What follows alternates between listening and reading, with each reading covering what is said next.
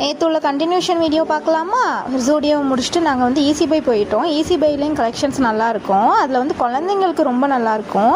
ரியானுக்கு வந்து அவங்க கொஞ்சம் டிஷர்ட்ஸும் பேண்ட்டும் செட் ஆகிட்டு 150 ருபீஸ்க்கு எடுத்துகிட்டு பில் போட்டுட்டு நேராக சாப்பிட வந்துட்டோம். அங்கே நிறைய ஷாப்ஸ் இருக்கும். ஆனால் நாங்கள் எப்போவும் போகிறது என்னமோ அந்த கேஎஃப்சிக்கு தான். என்னோடய ஹஸ்பண்டுக்கும் எனக்கும் கேஎஃப்சினா நல்லா பிடிக்கும்.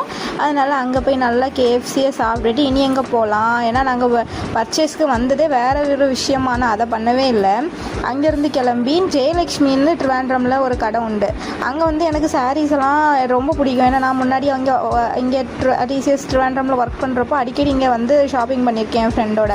அதனால இங்கே வந்தாச்சு. இங்கே வந்து நான் டிசைனர் சாரீ எடுக்க தான் போனேன் ஒரு ஃபங்க்ஷனுக்காக. ஆனால் அங்கே எனக்கு எதுவுமே செட் ஆகலை.